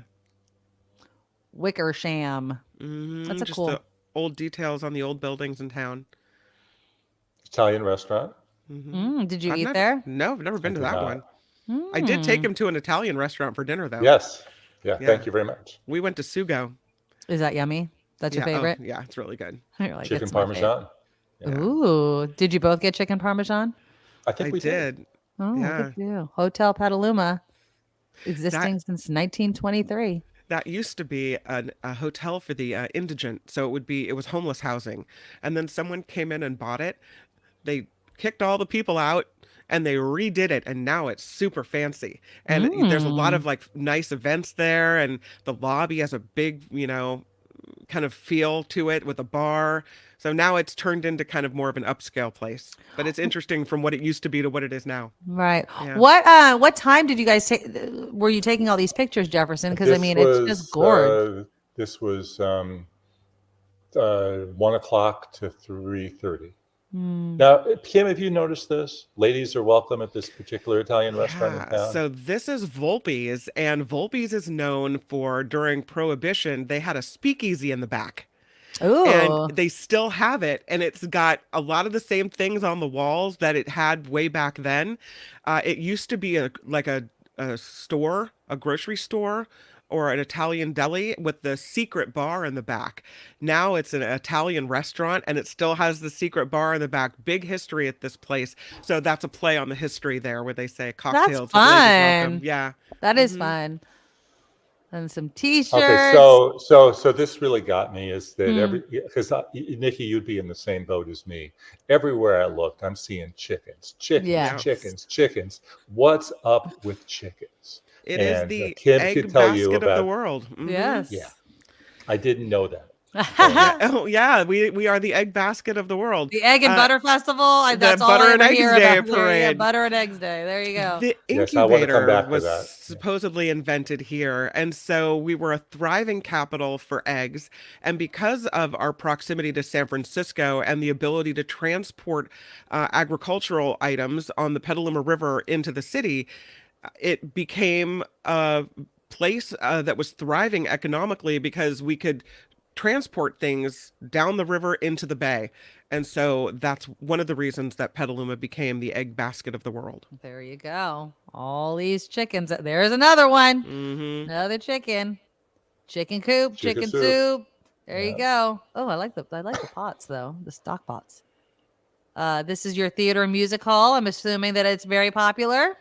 This is the McNear's Bar. It's an old sports bar, and they also have the old theater right next door. And it's not really used for movies anymore, but it is now a concert venue. So it's a fun place to go see a show. And during the wildfires in the North Bay, they turned it into a big place for people to just come sit and hang out for hours at a time. And they had free food in there for people. So yeah, it's really cute, Kim. Yeah, it is really cute. Yeah, it is. It's a cute town. Nice little alley. We have our strip malls, we have our Target, we have our play, but this is the old town Petaluma. This is the cute place. Yeah. Right. And this is just me walking around for 2 hours with my phone, going up every block, just seeing what inspires me. And it wasn't hard. I mean, God, it was gorgeous. It is. It is so, and it's pretty. I mean, even an alley like that is just so pretty. And the clocks, I mean, gosh, could you have chosen a more beautiful day that doesn't look like there's a cloud in the sky? Yeah. Oh, but we like clouds. Yeah, but look at that building. Look at how nice that is. Yeah. Right?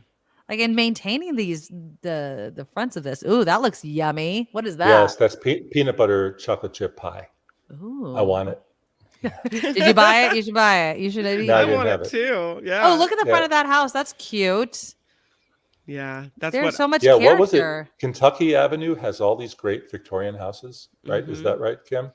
Kentucky Street, D Street, well, many streets downtown. It's it's most of the Claim West to Side. fame, yeah. I don't see a lot of IOOF buildings anymore. What is that? IOOF. Kim? I don't know the answer. International Order of Firefighters? I don't know. Sure. Freemasons? I don't know. Petaluma's more than one. I don't know. Somebody Google it. There you go. Post office. Nice. Mini little cars. Oh, look at that gigantic house. That's the old River House. Used to be a restaurant. and it was a fancy one where you'd go for like, an Easter brunch kind of restaurant or Mother's Day. Right. And they had 2 restaurants there, both failed. Now it's just like there's a comic book store in there and I think a CPA in there. So it's been turned into offices, but it's still a really pretty old Victorian home on the river. And I love that reflection. I mean, look at how that is a great photo, Jefferson. That is really nice. I mean, it's bleeding into the water. It's so it's nice. the Independent Order of Odd Fellows. Odd Fellows. I like that. Yeah. The We Odd should join. Fellows. Oh, and then look whose beautiful face Get that one is, off right? the. Ew, Oh, no. stop. Oh, and then in front of the Petaluma. You look great with your gorgeous ass hair. Well, that was awesome, Jefferson. What an amazing trip through Petaluma. I'm going to say, I feel like I've been to Petaluma now. I really do. Don't you? I do. I really do. And you're such an expert. You should give tours of Petaluma, Kim. You know everything. Yeah. So now I have to put the video together. We have the pictures selected, and I'll just call Kim and get a second commentary. There you go. Can I say a word about her great son, Jacob? Such a cool kid. We love Jacob. Jacob and I have something in common. We both are insane about ice cream cones. And boy, is he insane about ice cream. Yeah. I think that in the future, you probably don't want to park in front of Baskin Robbins if you're about to do something with Jacob. Okay, with Jacob, he's like, let's get ice cream. cream. Not getting ice cream cones. Baskin Robbins is actually right on the river, so that's why we met there. I was trying to think of a place to meet that it would be easy to find. Yes, exactly. Well, that's awesome. It was good. It was great, and so was the cone. The cone was amazing. Cone was good. Yep. Yeah. Really it was a really great montage of photos. When is the video going to be up, Jefferson? When I get it finished. Okay. How about that? So we'll keep it posted. San Francisco will be this weekend, and I'll get busy on Petaluma when I get home. How long are you going to be in Japan? Japan is a 10-day trip, of which 3 days are travel. Oh, wow. So we leave Monday at 1 and we arrive Tuesday night at 9 or something insane like that. So that gives us Wednesday, Thursday, Friday, Saturday, Sunday. And we're flying back the following Thursday. So it's not a lot of time. But my son lives there, and we're going to go visit and say hi and make lots of videos. Awesome. And maybe he'll appear in one with me. I've been asking him for several years. Maybe he'll finally do it. That's interesting. Why is he just camera shy? That'd be funny. Having a camera shy kid. I didn't get a choice. Jefferson just like stand there and say this, and I'm like, okay. There you go. Tell me what we're looking at. That's how a photographer is. You got to dictate what the shot is. Okay, so Jefferson, stay right here on YouTube. Jefferson Graham is going to go live from this camera store that he's at. He's going to show off his bag. Photo. Shop local. Paul's Photo. Paul's Photo. Paul's Photo. Okay. And he's going to show off his bag that he's taken to Japan. And who's the other YouTuber that you're going to be? Doc Rock. Okay. Doc Rock is a really cool guy who lives in Hawaii. So he goes to Japan a lot because he's halfway there. Yeah. Oh, there you go. Well, that's awesome. So if you want to see what Jefferson packs versus Doc Rock on their trip to Japan, check that out. PhotoWalks TV. The link is in the show notes. As always, Jefferson, be safe, and we can't wait to hear how your trip went when you come back. Okay, thanks. All right, have a good one. Bye. Good to see you. Bye. You did an excellent job. I'm just gonna say. I mean, the photos were gorgeous, and you just know so much about your town. Well, I know, but you know so much about your town, is what I was grew gonna up say. here. I mean, I it's know. kind of hard not. If we were to walk around downtown San Jose, you'd be the same way. I don't know if I would know like the history of every single building. I'd be like, I went to that bar and vomited. No, I'm just kidding. I don't know what I have never been tested though. So we would see. Although downtown San Jose has changed so much since when I was little to now, I mean, the stores that are there and gone, and San Jose is going through kind of a renaissance with San Pedro Square and everything like that. But I might be a good tour guide. We'll see. Petaluma has so many beautiful Victorians on the west side of town. It seems like most people I know have a favorite one. Yeah. And so when you pick out the one that's your favorite, oh, that's the most pretty, that's the one with the most gingerbread or the beautiful features. That when you have your favorite one, you kind of want to know the history of it. Well, who built it and why is it there? And how old is it? How long has it been there? And they have these historical tours where they will ask people, can we lead people through your house basically? And so they have a spring one, they have a Halloween one. I think they have a winter one as well. And so sometimes if you get lucky, your favorite house will be picked for the historical tour and you can go inside and check it out. I mean, I don't know if I want a bunch of strangers walking through my house, but I I guess if don't you know buy one of those houses, either. you probably geek out on it. I You know? think if you're someone that buys an old Victorian, You know. you're celebrating that. You realize that you're the caretaker of that property. Yeah. That you're more of you are technically the owner, but you're really more of the steward for leading it into the future, right? That is so true. Yeah. That is so true. Okay, let's do a couple of headlines, and then when we come back, we're going to talk about the morality of not having children. Should you have children so that they can take care of older people? Because that seems to be the thinking of Elon Musk and even North Korea's leader. Crying over this whole entire issue. Now, I know there's probably people watching the show that don't have children, don't want children, never had children. I know people. That's perfectly fine. And that's perfectly fine. But Elon Musk says, no, you're Whatever. selfish. Screw and him. It's your moral duty to have children. Now, there are economic ramifications of that. We'll get into that in just a moment. Please click the thumbs up button to show your support for the show. And let's take a look at some headlines with Kim. Now, from around the world to up your street, the Nikki Medoro Show presents News Czar Kim McAllister. Let's start with this guy, Trumpo. He is in court today for his New York fraud trial. The former president also expected to testify Monday as the last witness in the defense case.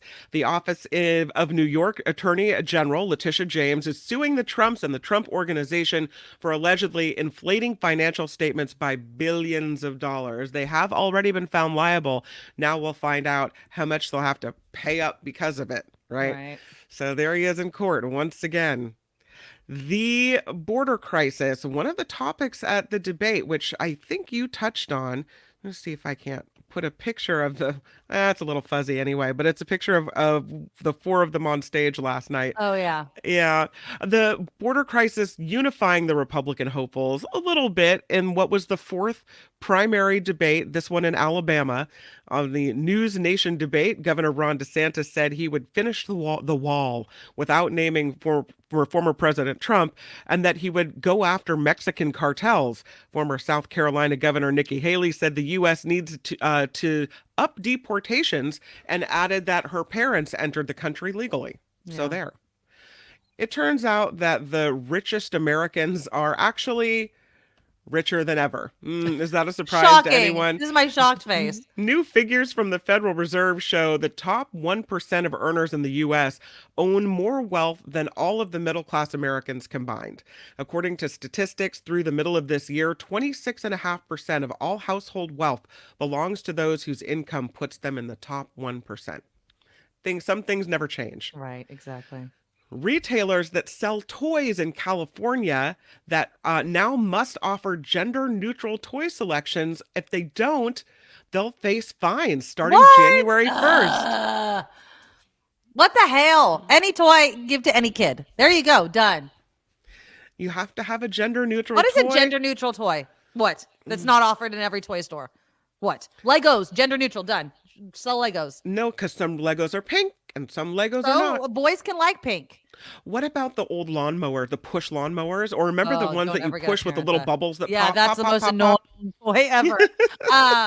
This is getting, and you guys know, I have no problem with any sort of gender talk. I understand I understand the argument regarding gender and how it's a construct, a social construct, because it totally makes sense to me.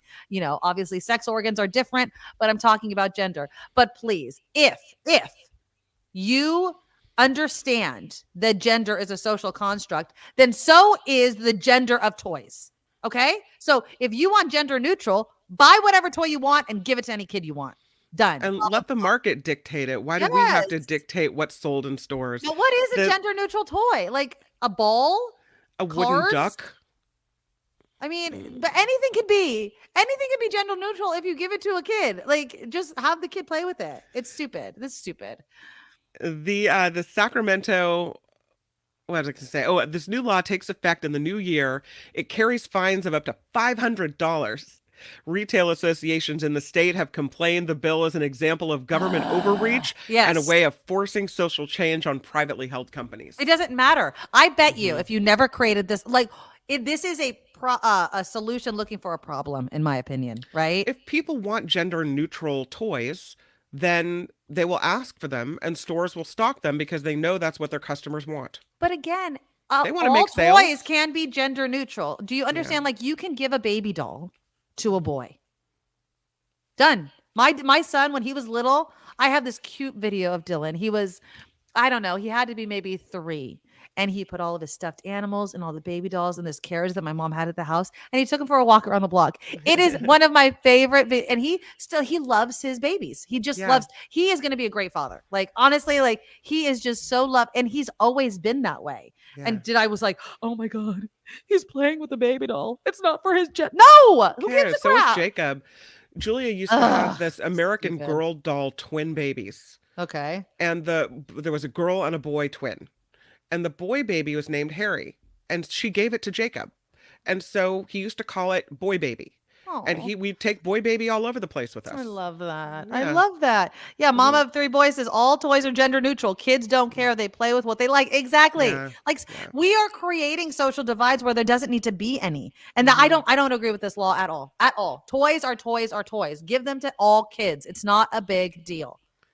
Holiday shoppers should beware. Speaking of shopping, a gift card scam has been uncovered involving 54 Target stores across California. Oh, The great. Sacramento County Sheriff's Office collected more than 5,700 gift cards, but says a third of them are fake, all linked to one arrest. They were traced to 12 counties spanning from Los Angeles to the Bay Area. The thieves apparently swipe the barcode with another one, steal the money once it's loaded up. Yep. Investigators warn there could still be thousands of tampered with gift cards up on the racks.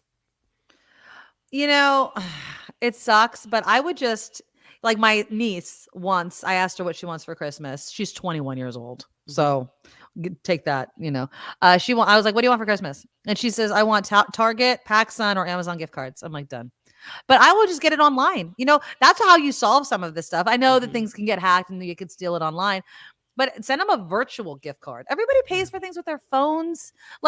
So you guys know that I use that app, Fetch. You used to give me your receipts all the time, Kim. And I would scan the receipts, and I get every morning I would go through my wallet. Here's all my receipts from yesterday. You and my husband. My husband comes home from work and he just takes out all of his receipts from his pockets and he dumps them on the thing. And I go, thank you. And so I just got a $25 gift card virtually for Ulta. And so I go get hair stuff or mascara. It works for me. So one of you guys was texting me that said it didn't work for you. It works for me. Upside, which is the gas one that we used to run ads on. You go to certain gas stations and you can get some cents. And then I use that. I just got another $30 gift card to Ulta. So, I mean, but it's all virtual. No one's sending me a gift card. So just do it that way. There's a barcode. You show it on your phone. Obviously don't give it to anybody else. It never fails that when I need a gift card, I don't have it with me. Yeah. But if you send a virtual gift card, I You always always can have it. just go right to my email and have the code and done. Yeah. So I think that's the answer here is we have to be done with the cards that are left out in the open for people to tamper with, to put fake ones out there. So, or you know what? Stop having them on the thing. Have a picture of all the stores and then have them with the cash, the store register or whatever. Yeah. Have a glass case so they have to open it and give it to you right there. And just be like, okay, you want Like this you need gift to card. feel the gift cards. Right, so, exactly. yeah. It's stupid. Exactly. A California county is outranking 15 others to be named the safest. It is Ventura County, and it has seen a 59% drop in overall crime over the last 28 years.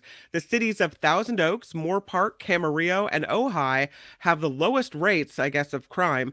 The State of the Region report looked only at the largest counties, ranking San Diego second, followed by Orange. On the flip side, the worst crime rates last year were in Los Angeles County, Fresno County, Kern, Alameda, and San Francisco counties. Interesting.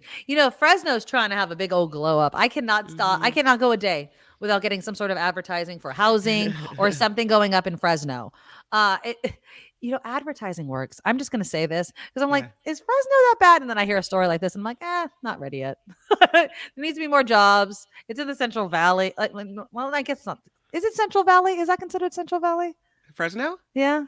Yeah, it's kind of toward the southern end of it, but Right, I would say right. yeah. Okay, yeah. All of that is like, the farm region, right? Yeah, exactly. A Northern California company is making history in the sky. Reliable Robotics launched and landed a plane 2 weeks ago while the pilot controlled it from the ground 50 miles away.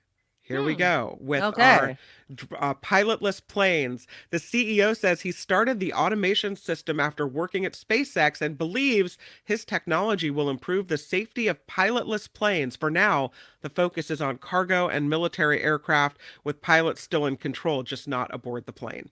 Oh, interesting. I don't know. I No. guess if You you know how could I feel about say, that. if you could say that there would be, you can operate drones from far away, right? So there's a drone operator. Yeah. Then you're kind of doing the same thing with a larger aircraft in a plane. Except if But something goes wrong. if we've already seen that we can't really handle robotic or autonomous cars in San Francisco, that they all had to be kicked off the road, at least for cruise cars, then I'm kind of iffy on the whole pilotless plane thing. I'm iffy on all of it. I just don't like it. I don't. I think that if there's something in the sky, there should be somebody up there with them. There's a little skin in the game. You don't want to crash, right? So no. But maybe the technology is stronger in the sky because of our drone technology. Or not. Have you ever tried to fly a drone? Or not. No. It's kind of difficult. It is kind of I know there's probably some expert drone flyers in our comments, but every time I fly a drone, either it sails off to who knows where, or I crash it instantly. So I wouldn't want to be the pilot, that's for sure. Well, lastly, nothing can spoil your Christmas like having your present stolen off your doorstep.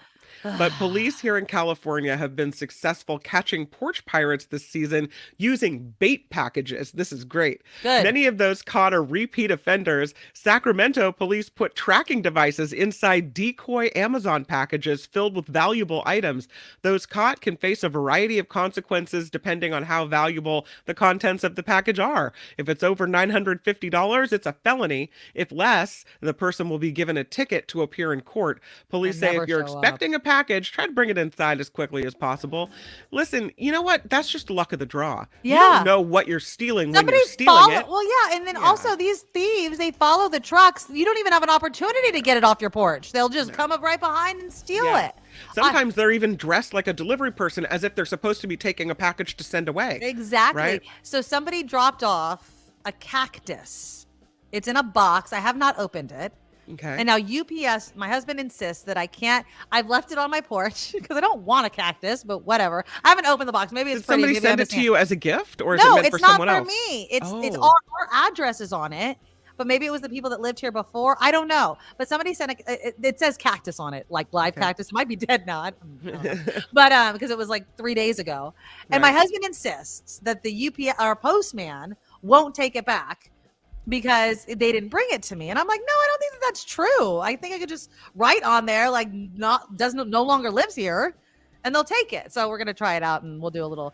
But my husband's like, they don't want it back. They don't want a dead cactus back. Just take the cactus. But it's not my cactus. I haven't even opened the box yet. So I don't know. The cactus is meant for somebody Maybe else. a porch pirate will steal it off because it's just sitting on my porch. I haven't even. And who knows? Maybe it's an exploding cactus. Don't open that box. I don't know. It literally says it has all the warnings about that this is a plant. There's something living inside.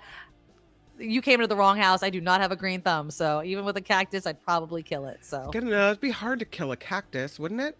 You don't know me. I have the hardest time growing spider plants, which apparently are like the easiest plants to grow, but mine just does not want to grow. So I don't know. It's funny with your mom being a master gardener. Oh yeah, but maybe take the cactus over there. Listen, I got this cactus. I know, but is it wrong if I take it? Well, if they're not going to come back and get it, somebody needs to take it. Otherwise, it's just going to end up in the landfill. Okay, maybe I'll open it today. We'll see. I'll see if the postman takes it. It's just sitting on my porch. If he doesn't take it, and I guess it's been several days. Call the landlord and see if this is a person that used to live there and if she knows where they went. Well, if it is, then they no longer. I know the people that used to live here. They live out of state now, so they moved, and I ain't shipping it. I was like, nope, now it's mine. Sorry, it sucks, but oh well. Sorry, you lost your thing. But anyways. That's the news. Little cactus. Oh, yes. By the That's way, that the is news, the news. Kim. Do your out cue, please. That is the news. The out cue goes a little something like this. We rely on you to help us crowdfund the show. So if you can, look at the website, thenikkimedoroshow.com. And the Patreon links and the PayPal links are all there for you to check out and support if you would like to support.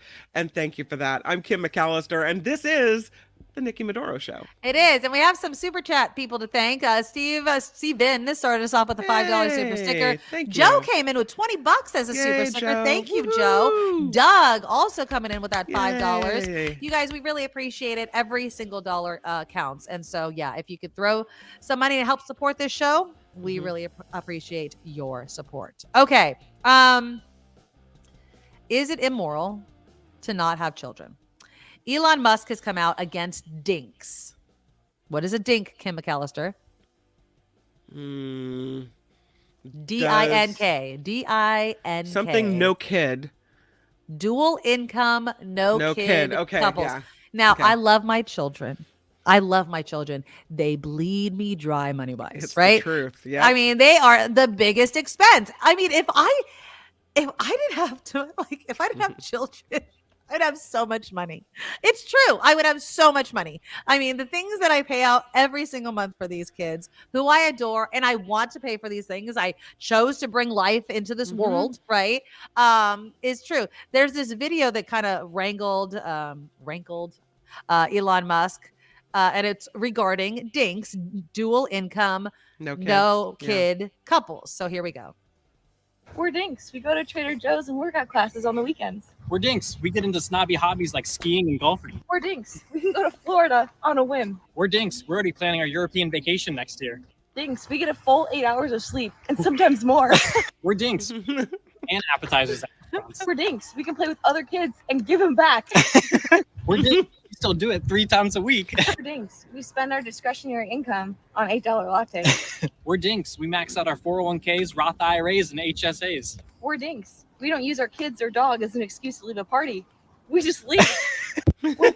So, I mean, that's pretty sounds funny. good, right? Yeah, I that's mean, good. you know, and there's obviously you know people what's that great can't. is how much joy they had saying all that and Oh, making yeah. that video. It's kind of funny. Now, what do you think? Now, again, maybe this is. Oh, by the way, I just want to say thank you to Janet. We need some of Kim's favorite things for gift ideas too. Ah, okay. That's a great idea. Great idea for gift ideas. There you go, Kim. Start posting. I'll give you a hint, Janet. One of my very favorite things is made in Petaluma. Is it So- eggs or butter? It is not. I'm just kidding. Thank you, though, Janet, also for the $20 Yay, donation. Janet, Thank thank you. you. Dual Happy holidays, income, Janet. no kids. If people, Murphy says, if people don't want kids, they should not have kids. So exactly. I agree. Absolutely. Now, Elon Musk is taking issue with this. He was being interviewed, and he says there's an awful morality to those who deliberately have no kids. Now, he has 10, although I don't think most of his kids talk to him. And again, it's in response to those videos. Now, he says that there is a societal consequence to not having children. One person that goes on X as Wall Street Silver shared the DINK video I just showed you, saying that when these couples reach their 50s to 80s, they'll be regretting this strategy because they feel like you're demanding other people's kids take care of you in your old age, and they believe that that's messed up. I don't think it's universal that kids take care of their parents. Anyway, It's not a reason to have children. No. You don't have children because you want to be taken care of in your old age. That's not the reason. Right. No. I never in a million years did I have children because I was like, who's going to take care of me when I'm older? Because also there is no guarantee your kids are going to be in a position to take care of you when you're older. Like who said that? Who said that? Heather says, I never wanted kids. I'd be a terrible parent because there's nothing else I'd rather do less than be a mother. I know How people just like you, and miserable there's nothing wrong with that. Nothing wrong. And you know what's awesome is that you knew that and you acted accordingly, because how miserable would that kid have been born to a mother that didn't really want the kid? So yeah, absolutely. And how many times do we see people that should never have been parents, right? Right. Maybe they accidentally got pregnant, or they felt society pressure to get pregnant, and they're not good parents. They abuse their children or they ignore their children, right? It is not universal that everybody should have kids. Randy says, we did most of those things when we had kids and they were younger, just didn't do as much on a whim. It's hard to go away on a whim, right? I mean, when you have kids, who's going to take, even when they get older, it's hard. Louise, thank you for the $10 donation. Because I don't have kids, I can help raise this show and go to the Sphere this weekend to see you too.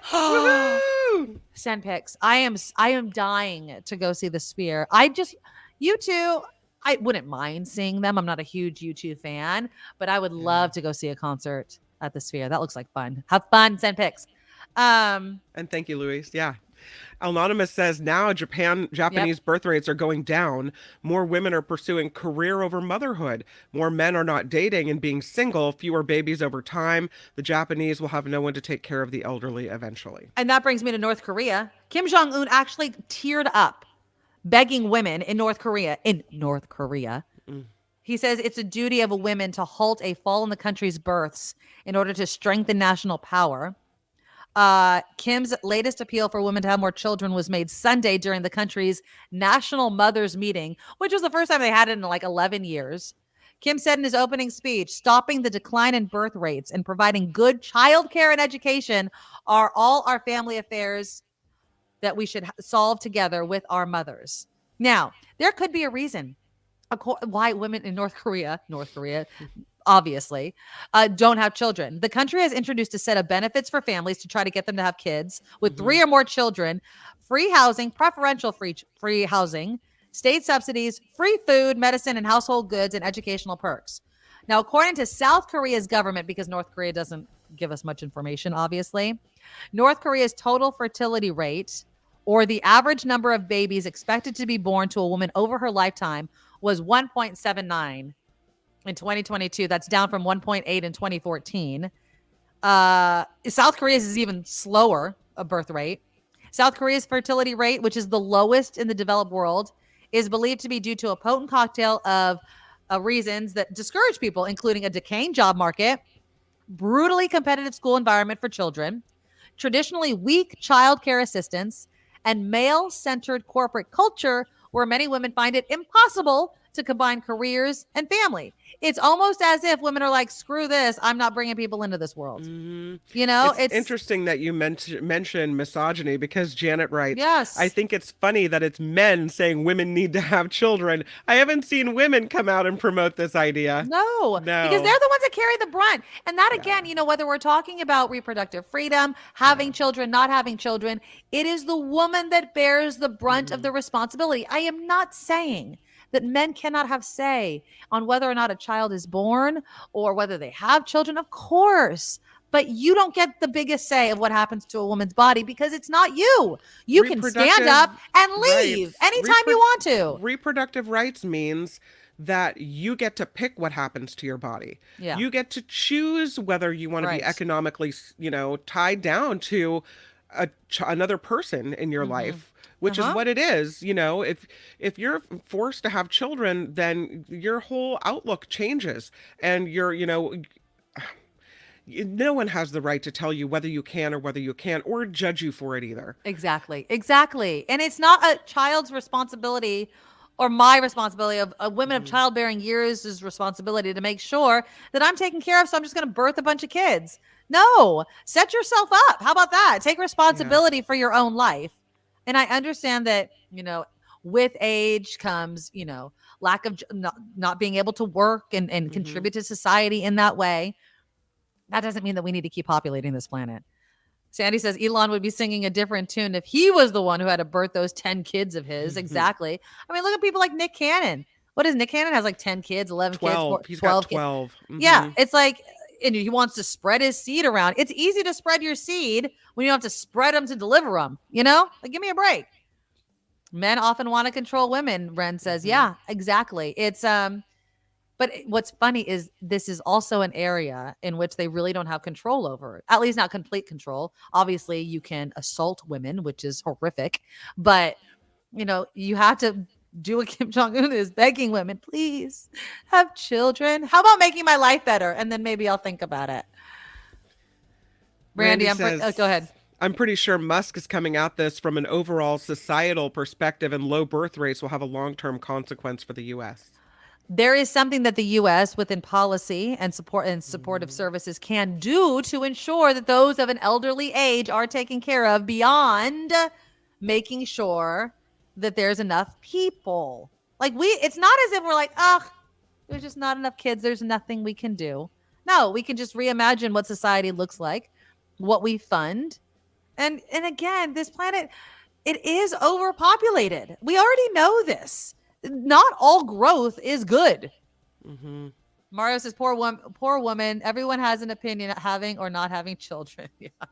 Oh, I mean, yeah, it's an interesting debate to be had, because while I understand that Elon Musk, like was said, is coming at it as this is the society that we live in.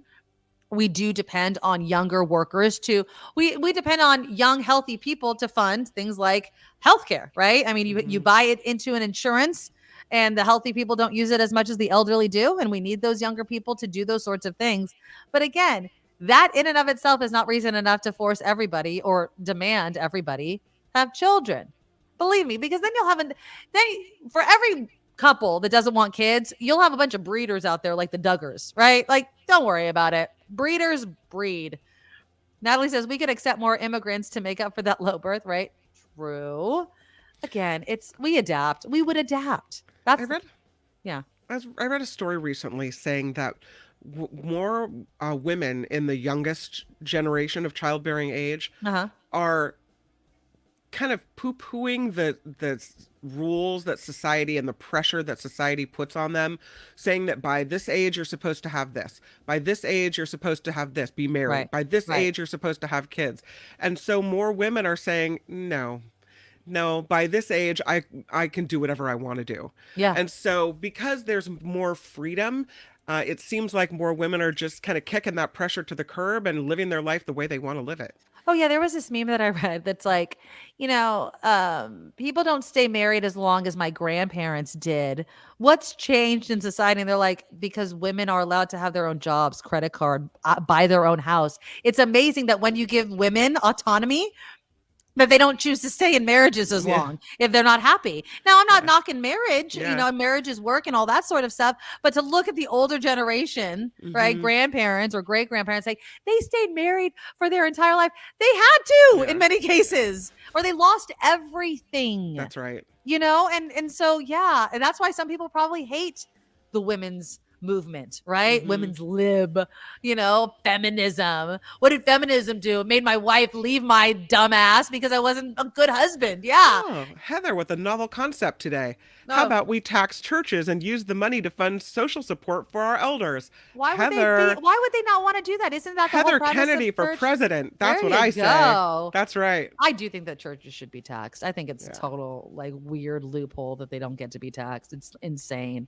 I just find it really, really funny. And going back to the one comment, it's funny that men are the ones urging women to do that because they depend on us. They depend on us. It's the free labor that women give at home. Yeah. It's the childbearing that they can't do. But we live in 2023, not 1953, right? And so we need to, find a balance. And there's nothing wrong with not having children, women and men. There is nothing wrong. And being a dink, God, can you imagine, Kim? Jesus, I can just think of just this year how much money I would save. Thousands of dollars if I did not have children. But my children are priceless and I would never trade them for a million years. No, it's the best thing I ever did, but I wanted it. Yes, exactly. I tried really hard for that. I was desperate for that to happen. Yes, so, exactly. And I think yourself. And if that's not you, that's not you. And that's totally cool. Whatever works for you, And I just don't, I think that, being worried about what's going to happen to you when you're 80 or 90 years old is not the reason that you have a child. Exactly. Yeah. And I think that's the greatest final point to put on it is, we just need to let people make their own decisions, whether to continue a pregnancy, whether to even have a pregnancy, whether to not do it at all. And, and let society be that way as they want to. Okay. So again, tomorrow I am going to be off. The Children's Musical Theater is putting on a performance with Charlie and the Chocolate Factory. I like Charlie and the Chocolate Factory. I was having this debate with my friend the other day, and I know that so many of you maybe Murphy too, because you're a dance teacher, are going to hate that I say this. I grew up dancing. For like 13 years, I danced. Okay. I did all dances, tap, jazz, ballet, lyrical, everything. Competition. Dance for us now, Nikki. Dance, monkey. No. Dance. Okay. I was talking to my friend about how I was going to see Charlie the Chocolate Factory, and I was excited that it was a play because if you dragged me, and I know that this is the time of year, if you dragged me, I would go kicking and screaming to go see the Nutcracker again. I would just die. I hate the Nutcracker. I hate the Nutcracker. And don't hate it. I just think it's boring. I am a talk. I'll watch a play. I just want you to talk, even sing. But dancing, and I'm a dancer at heart. I love dancing. But I remember the last time I saw the Nutcracker was with my daughter's Girl Scout troop. And I remember like being like, I saw it as a child with my parents and I thought it was boring. And I was like, well, maybe I'm an adult. Maybe I'll find it entertaining. Oh God, no. It could not end sooner. I was so effing bored. I was just constantly checking the program, like, where are we in this story? And when is it ever going to end? So I'm excited about a play. San Francisco Ballet, they have like the falling snow and the gorgeous costumes. No. It's a little more visually like what's going to happen next. I don't know. What's he saying? I don't know. Some yelling in something. He has a tradition that he and Julia go see the Nutcracker in San Francisco every year. Sorry. Yeah, so, no, don't. I agree. Never invite me. You know why it's their tradition? Because I'm not going. Yeah, I don't find it enjoyable, but I am excited to see how the kids put on Charlie and the Chocolate Factory. I don't find it entertaining to watch ballet. And my friend was like, oh my God, I could watch every ballet. And I just like, that's not me. So I'll let you guys know how it is on Monday. I will be back on Monday. Tomorrow, John Rothman, I'm sure, is going to have plenty to talk about politics-wise. Tim Sika is going to be on. What movies? Have we done Maestro yet? Because Maestro is like all over my feed. I wonder if that's Bradley being released. Cooper movie, right? Yes. And I've been seeing so many. That looks really, really good. Yeah. So we'll see that. I love it. Thank you, Doug. Nutcracker is boring. Thank you. All right, you guys, before you leave, please click the thumbs up button. Make sure you've done it each and every show. Thank you to everyone that donated to the super chat. We're talking about Steven starting us off with $5. Joe with $20. Thank you, Doug with $5. Janet with the $20. And what up, Janet? A call for Kim's favorite things. Thank you. Yep. And Louise, $10. And thank you for helping raise this show. We depend on you guys. Please, I hate begging, but I will. Should we call Luis our Big Daddy? Big Daddy. There you go. We'll call you Daddy. Go to theNikkiMedoroShow.com. All the links are there, including our Patreon link, which is what we depend on. And in the show notes, all the other ways to support the show, merch, favorite things. Kim will post hers as well. We're putting that on you, Kim. So start posting things. Oh, okay. And I appreciate each and every one of you. So I'll see you guys. What? Before you go, I love when she does that. I love when she does that. What? Oh. Any Nikki, thoughts on the Golden Bachelor, Nikki? Don't get me started on that. I thought I talked to you guys about that. I thought that the Golden Bachelor chose the wrong chick. I was wrong. I thought that the chick that was was the radio chick. Apparently she's a fitness trainer or something. But no, I didn't like it. Apparently, I stopped reading. There's some sort of scandal with him about what he said. They're going to get married. I don't know. Any thoughts on the Golden Bachelor? This is what I think. One and done. That's what I think. One and done. No more? We're not going to see a Golden Bachelorette? I don't know. And I like Bachelor better. And I didn't even like the Golden Bachelor that much. I found it kind of boring. And so we'll see. They didn't announce it. And so maybe there won't be. But I don't know. You guys can email me, theNikkiMedoroShow@gmail.com. Tell me what you think and I'll read it on the show. All right? All right. Love you guys. Mwah. Bye-bye. Nikki, you're all so awesome. Miss Brown, like a beautiful blossom. You're all so the best.